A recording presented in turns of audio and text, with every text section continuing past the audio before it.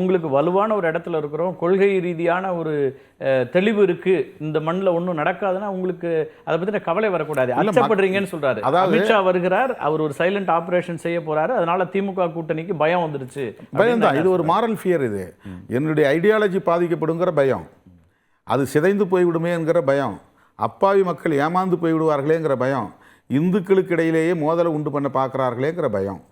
தமிழ்நாட்டு மக்களுக்கான களம் என்பது அவங்க வந்து நாங்க இங்க வளர்ந்தோம், நீங்களே ஒத்துக்கிறீங்க பாஜக வளர்ந்துருக்கிறது. அப்ப அது ஒரு வளர்ந்திருக்கிறது என்கிற ஒரு தோற்றம். ஏன்னா அவங்க அதுக்கு அடித்தளம் அமைத்து கொடுத்தது அதிமுக தான்.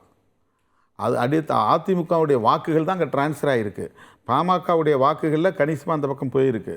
கூட்டணியில் இருக்கக்கூடிய கட்சிகளுக்கு எல்லாத்துக்குமே வந்து இந்த பாதிப்பு ஏற்பட்டிருக்கு. அதாவது பாஜகவோடு கூட்டணி சேரக்கூடிய தோழமை கட்சிகளில் இந்த மாதிரியான பாதிப்பு இந்தியா முழுக்க இருக்குது.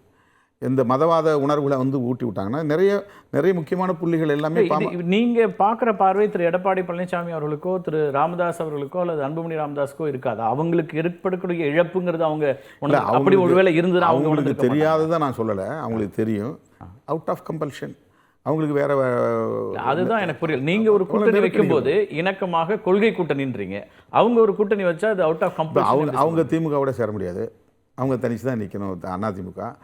அதிமுக தனியாக ஒரு கூட்டணி உருவாக்கணும்னா அதுக்கு தகுந்த சக்தி, அதுக்கான கட்சிகள், அதற்கான எல்லா ஏற்பாடும் அவங்க பண்ணி ஆகணும்.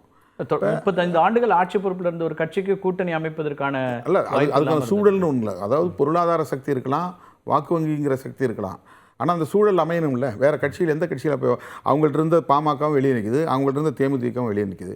வேறு அந்த 2 கட்சி இன்னமும் வந்து இப்போ 2 முறையோ 3 முறையோ அமித்ஷா வந்துட்டு போயிட்டாரு. ஆனால் இவங்க 2 பேருமே போய் பார்க்கலையே. அவங்கள மரியாதை நிமித்தமாக ஏற்கனவே கூட்டணியில் இருந்தவங்க, அவங்க கூட போய் பார்க்கலையே. இப்போ அவங்களால ஒரு கூட்டணி இன்னும் உருவாக்க முடியலல்ல. 2 பேர் அறிவிச்சு இப்போ 2-3 மாதம் ஆச்சு, இன்னும் அவங்களால ஒரு கூட்டணி ஒரு ஷேப் உருவாகலைல்ல.